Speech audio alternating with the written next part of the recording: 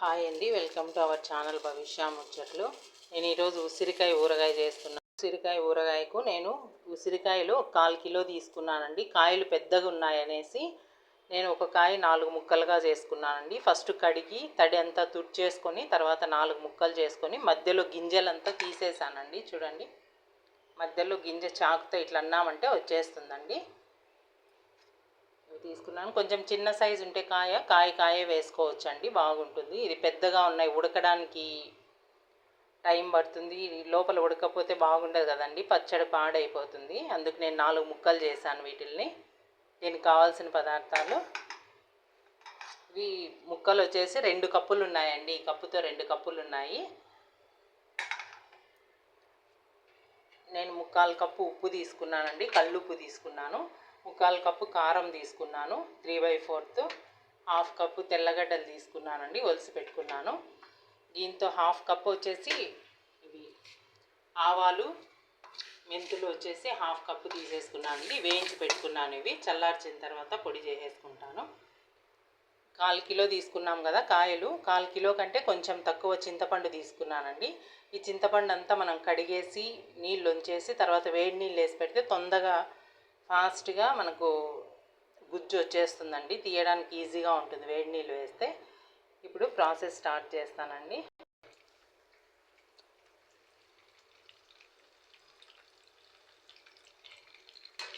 నూనె పెట్టేసుకున్నానండి. ఈ కప్తోనే 2 cups oil వేసినాను. 2 కప్స్ ఆయిల్ వేసి ఆ ముక్కలు వేసేసి కొంచెం కల్లుప్పు ఇందాక తీసుకున్నాం కదండి, దీనిలోతే కొంచెం కల్లుప్పు వేసి వేయించుతున్నాను. ఇప్పుడు మీడియం ఫ్లేమ్లో పెట్టి వేయించుకుందామండి. చూడండి, బాగా వేగిపోయిందండి. మనం ఒక ముక్క ఇట్లా ఫోక్ ఉంటుంది కదా, ఫోక్ కానీ చాక్ కానీ తీసుకొని ఇట్లా గుచ్చి చూడండి. ఇట్లా గుచ్చినామంటే లోపలికి బాగా మెత్తగా ఇట్లా మనకు తెలుస్తుందండి ఉడికినట్లు. ఫాస్ట్గా ఇట్లా దిగబడిపోయిందంటే ఇది మనకు ఉడికినట్లు. ఇప్పుడు ఇవి తీసేసి ఒక ప్లేట్లో వేసుకుందామండి. ఉడికిపోయినాయి. లేదంటే చేత్తో అయినా తీసుకొని ఒక ముక్క పక్కన పెట్టుకొని ఇట్లా అన్నామంటే ఉడికింది తెలుస్తుందండి. నేను వేడిగా ఉంటుందని ఫోక్తో అట్లా అన్నాను. చూడండి, బాగా వేగిపోయినాయండి. ఇప్పుడు అదే ఆయిల్లోనే నేను తిరగమాత వేసేస్తాను. కొంచెం ఆవాలు, జీలకర్ర వేసేద్దామండి. కొంచెమే ఆవాలు వేస్తున్నానండి, ఆల్రెడీ మనం ఆవపిండి వేస్తున్నాము. జీలకర్ర కూడా ఒక స్పూన్ వేసాను. తెల్లగడ్డలు కొంచెం వేస్తున్నాను, మిగతా తెల్లగడ్డలు ఇది పేస్ట్ లాగా చేసి కలిపేసుకుందామండి. పచ్చిదే వేస్తే బాగా టేస్ట్ ఉంటుంది. తెల్లగడ్డ మీ ఇష్టం అండి, ఇంకా 1 కప్ అయినా తీసుకోవచ్చు, హెల్త్కి కూడా మంచిది కాబట్టి. ఊరుతాయి బాగా, చాలా బాగుంటుంది. ఇప్పుడు కొంచెం ఎండుమిరపకాయలు వేస్తాను. ఒక 5 ఎండుమిరపకాయలు తీసుకున్నాను.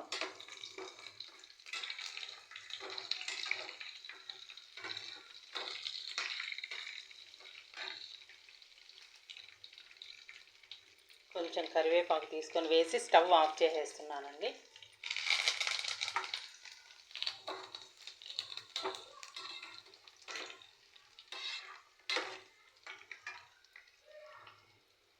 ఇప్పుడు ఈ చింతపండు ఉంది కదండి, అది అంతలోపు చల్లారుతుంది. చింతపండు ఉంది కదా, ఇది బాగా పిసికేసుకోవాలండి. ఒకవేళ పిసికేసుకోలేమనుకుంటే దీన్ని మిక్సీకి వేసినామంటే పేస్ట్ లాగా అయిపోతుందండి, చాలా బాగా వస్తుంది. పిసికేదానికంటే మిక్సీకి వేసినామంటే బాగా చాలా మెత్తగా వస్తుంది, పిప్పి కూడా అంత పేస్ట్ లాగా అయిపోతుంది. నేను ఇప్పుడు దీన్ని మిక్సీకి వేసుకుంటున్నాను. తిరగమాత వేసేసాను కదండి, అవి పైన మాత్రమే తీసి ఉసిరికాయలో వేసేసుకుందాము. అట్లే ఉన్నా ఏం కాదండి, తీసేసుకుందాం మనము. కొంచెము మిరపకాయలు అట్లాంటివి చింతపండు ఉడికేలోపు ఒక్కొక్కసారి నల్లగా అయిపోతాయి, అందుకు తీసేసుకున్నాను. కరివేపాకు ఇవి ఉసిరికాయలో వేసి పక్కన పెట్టేసుకున్నాము. నేను చింతపండు తీసుకున్నాను కదండి, ఇది మిక్సీ వేసుకుందాం అనుకున్నాను, కరెంటు పోయింది అంతలోపు, అందుకే పిసికేసాను బాగా. ఇప్పుడు ఇది గుజ్జంతా తీసి దీనిలో వేసేసుకున్నామండి.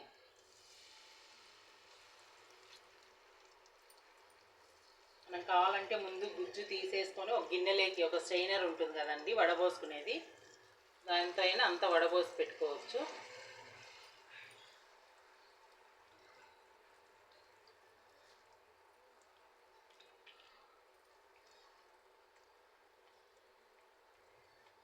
ఉప్పు అంతా లేకుండా నీట్గా బాగా తీసేస్తాను.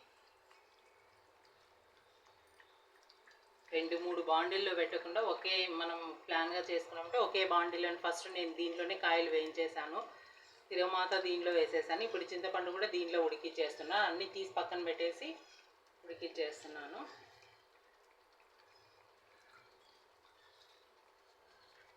దీనిలోనే మళ్ళీ కొంచెం వాటర్ వేసి మళ్ళీ బాగా పిసికేసుకున్నానండి.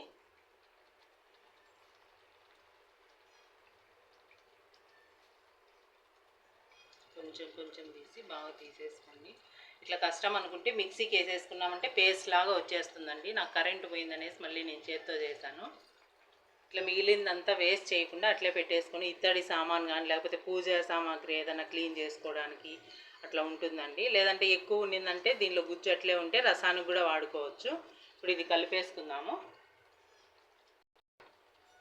బాగా కలిపేసుకుందామండి. ఈ ఆయిల్లో బాగా ఉడికిపోతుంది ఇది.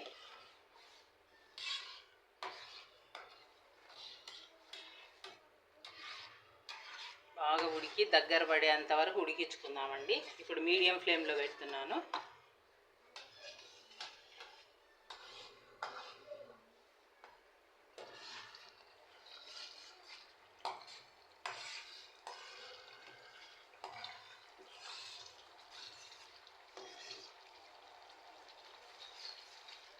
కదండి, ఈ కల్లుప్పు మిక్సీకి వేస్తున్నానండి.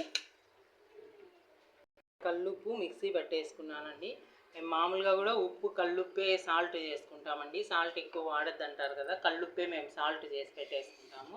ఇప్పుడు ఈ కప్పులోకి తీసేసుకుంటానండి. అడుగు అంటకుండా బాగా కలుపుతూ ఉండాలండి. అడుగు అంటుతుంది చింతపండు, చూసుకుంటూ ఉండాలి. ఉడికిస్తున్నాను. ఇప్పుడు ఆవాలు మెంతులు ఉన్నాయి కదా, ఇది కూడా పిండి చేసేసుకుంటాను.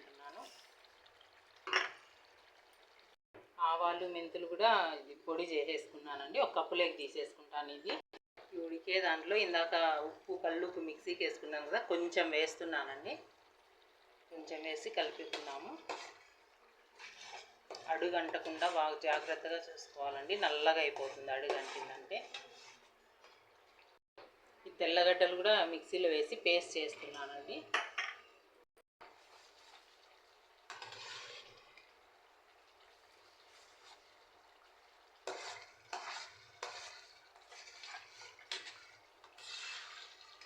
కొంచెం ఉడికితే సరిపోతుందండి. అంతా దగ్గరకు వచ్చినట్లు తెలుస్తుంది మనకు. ఆయిల్ అంతా సైడ్ వెళ్ళిపోతుంది. ఉడికింది, ఇంకా ఒక 2 మినిట్స్ అండి. ఇవన్నీ మనం ఇట్లా పెట్టేసుకున్నాము. ఈ చింతపండు చల్లారిన తర్వాత ఇవన్నీ వేసి కలపాలండి. చింతపండు నీట్గా ఉడికించుకోవాలండి, తడి లేకుండా, లేదంటే పచ్చడి పాడైపోతుంది.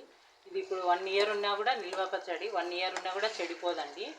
ఒక్క ముక్క వేసుకొని తిన్నా కూడా అన్నం అంత బాగా కడుపు నిండా అన్నం తినచ్చండి. అంత టేస్ట్ ఉంటుంది.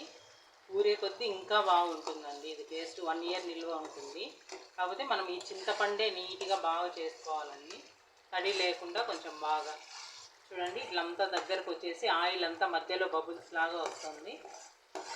ఇప్పుడు ఉడికిపోయిందండి. ఆఫ్ చేసేసి చల్లారి పెట్టేసుకుందాం. ఇది ఫ్యాన్ కింద పెట్టేసినానండి, చల్లారిపోయింది. ఇప్పుడు అవంతా యాడ్ చేసుకున్నాము. కారపొడి, మిరప్పొడి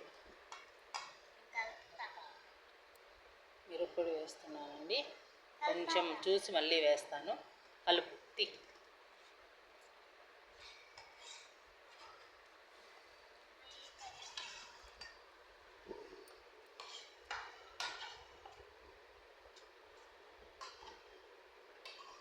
ఆవపిండి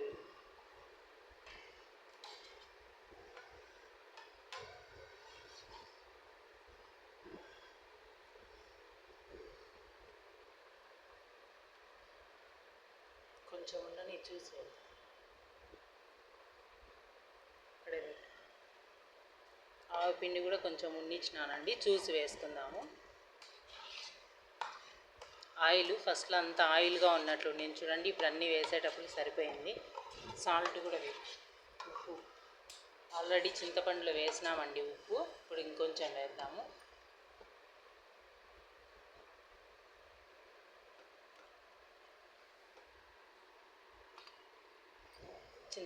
చింతపండు ఉడికేటప్పుడు వేసాను. మళ్ళీ తక్కువ వస్తే చూసి వేసుకుందామండి, టేస్ట్ చూసి. పేస్ట్, తెల్లగడ్డ కూడా పేస్ట్ చేసుకున్నానండి. మీకు పేస్ట్ వద్దంటే అట్లనే తెల్లగడ్డలు అట్లే వేసేసుకోవచ్చు అండి, ఊరిపోతాయి అట్లా వేసినా కూడా. నేను పేస్ట్ లాగా వేస్తే కలుపుకోవడానికి టేస్ట్ ఉంటుందని పేస్ట్ వేసినాను. తెల్లగడ్డ ఎంత వేసుకుంటే అంత టేస్ట్ ఉంటుందండి, మన ఇష్టం, అది ఆప్షన్. ఇలా వేసే ఉసిరికాయ వేసి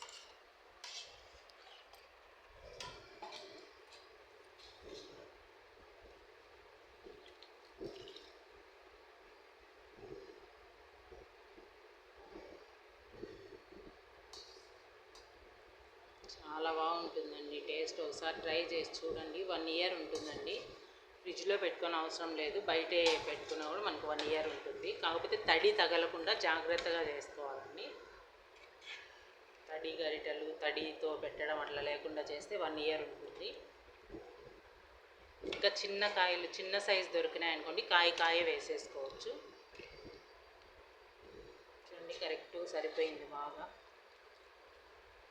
ఒకసారి టేస్ట్ చూసి ఉప్పు కారం కావాలేమో మళ్ళీ వేసుకున్నామండి. చూడండి నీట్గా కలిసిపోయింది బాగా. ఇట్లా గ్రేవీలాగా ఇట్లా ఉండిందంటే మనం కలుపుకొని తినడానికి బాగుంటుంది. టేస్ట్ మాత్రం సూపర్ ఉంటుందండి. ఒక్క ముక్కతో ప్లేట్ అన్నం తినేసేసి అంత బాగుంటుంది. ఒకసారి టేస్ట్ చూసి మళ్ళీ వేస్తాను. కారము ఉన్న కారం కూడా వేసేసానండి, కొంచెం తక్కువే ఉన్నట్లుంది. కరెక్ట్ మనం కొలతల ప్రకారం సరిపోతుందండి. నేను ఇది మొన్ననే పిండి వేయించుకున్నాను, ఎక్కువ కారం ఉంటుందేమో అని పొడి చూసి వేద్దామని వేస్తున్నాను. ఇది కూడా ఆవపిండి కూడా పడుతుందండి, వేసేస్తున్నాను. సాల్ట్ కూడా వేసేస్తున్నానండి. ఇప్పుడు మళ్ళీ ఒకసారి బాగా కలిపేసుకొని జాడీకి తీసుకొచ్చేసుకున్నానండి. గాజు ఉంటాయి కదా, గాజు బౌల్స్ అయితే బాగుంటుందండి. ప్లాస్టిక్వి అట్లా యూజ్ చేయొద్దు ఊరగాయలకు, ఎందుకంటే ఉప్పు మనం ఎక్కువ వేస్తాం కాబట్టి ఉప్పు కారం ఊరగాయల్లో ప్లాస్టిక్ వాటిలో వేసుకోవద్దు అంటున్నారు కదా. గాజు కానీ లేకపోతే ఇట్లా జాడీ ఉంటాయి కదా ఇంగానేవి, ఇట్లా జాడీకి వేసి పెట్టేసుకోండి. ఈ కొలతలతో చేసి చూడండి, పక్కాగా చాలా బాగా వస్తుంది. సేమ్ ఇట్లానే ఈ ప్రాసెస్తోనే మునక్కాయ కూడా చేసుకోవచ్చు అండి. మనం ఇప్పుడు ఉసిరికాయ వేయించుకున్నాం కదా, అట్లనే మునక్కాయ వేయించుకోవచ్చు. చూడండి గ్రేవీ ఎంత బాగా వచ్చిందో, చూస్తుంటే తినాలనిపిస్తుంది. ఇది వెంటనే కూడా తినేయచ్చండి, ఎందుకంటే ఊరని అవసరం లేదు, ఊరితే ఇంకా బాగుంటుంది. ఇది ఉడికిస్తాం కాబట్టి ఆల్రెడీ మెత్తగా ఉంటుంది. ఇది చూడండి ఇట్లా అన్నామంటే మెత్తగా ఊరినట్లే ఉంటుంది.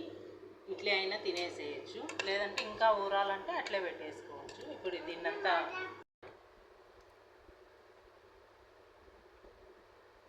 కొంచెం జాడీలోకి వేసేసుకుంటున్నామండి. చూడండి 1/4 కిలో తీసుకున్నాం కదా, మసాలా అన్నీ కలిపేటప్పటికి కరెక్ట్ నాకు ఈ జాడీకి సరిపోతుందండి. నాకు ఇది 5-6 నెలలు వస్తుంది. ఎందుకంటే ఇంకా వేరే పచ్చళ్ళు కూడా ఉంటాయి కదా, పండు మిరపకాయ పచ్చడి చేసుకుంటాము మేము, నిమ్మకాయ ఉంటుంది, మామిడికాయ ఉంటుంది, కాబట్టి అన్నీ ఉంటాయి. కాబట్టి ఇది నాకు 5-6 నెలలు. మిక్స్డ్ వెజిటేబుల్ కూడా చేసుకుంటాము, అన్నీ మేము ఇంట్లోనే ప్రిపేర్ చేసుకుంటామండి. కొంచెమే చేసుకుంటాము, అయిపోయిన తర్వాత మళ్ళీ చేసుకుంటాము. ఇప్పుడు ఇది టేస్ట్ చూద్దాం. ఇది ఉంది కదా, గిన్నెలో అన్నం వేసి కలిపేస్తానండి. చూడండి ఇప్పుడు సరిపోయింది కదా, రేపటికి నూనె అంతా పైకి వచ్చేస్తుంది బాగా. కరెక్ట్ 2 కప్స్ కరెక్ట్గా సరిపోతుందండి. రేపు ఊరేటప్పటికి నూనె అంతా పైకి వచ్చేస్తుంది. నూనె పైకి ఉంటేనే చెడిపోకుండా ఉంటుంది. ఆయిల్ ఎక్కువే ఉండాలండి పచ్చళ్ళకు, నిల్వ పచ్చడి కాబట్టి. ఉప్పు ఆయిల్ కారం బాగా కరెక్ట్గా ఉంటేనే. బాండిల్లోనే అన్నం వేసి కలిపేస్తున్నానండి. పచ్చళ్ళు కానీ ఊరగాయలు కానీ పెడితే మేము బాండిల్లోనే కలుపుతామండి. ప్లేట్లో పెట్టుకునే దానికంటే దీంట్లో పెట్టుకొని కలుపుకొని తింటే టేస్ట్ ఉంటుంది అనిపిస్తుంది.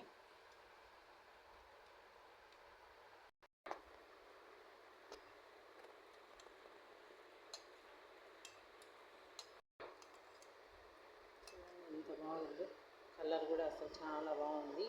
కారపొడి మొన్నే పట్టించినానండి, అందుకే కారం ఉంటుందేమని కొంచెం తీసి పెట్టినాను. మళ్ళీ కలిపేసినాను ఆ కారం కూడా. టేస్ట్ చూద్దామండి. ఒక విషయం,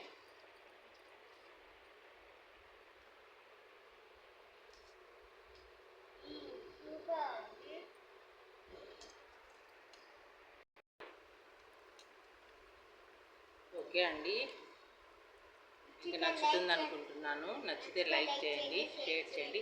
ఇదే విధంగా మీరు ట్రై చేసి చూడండి, చాలా బాగుంటుంది. ఉసిరికాయ హెల్త్కి కూడా మంచిదండి. సీజన్ అప్పుడు తీసుకొని పెట్టేసుకున్నామంటే మనకు 6 months 1 year ఉంటుంది. మనం యూజ్ చేసుకునే దాన్ని బట్టి క్వాంటిటీ ఎక్కువ పెట్టుకుంటే 1 year కూడా ఉంటుంది. ఓకే అండి, థ్యాంక్ యూ.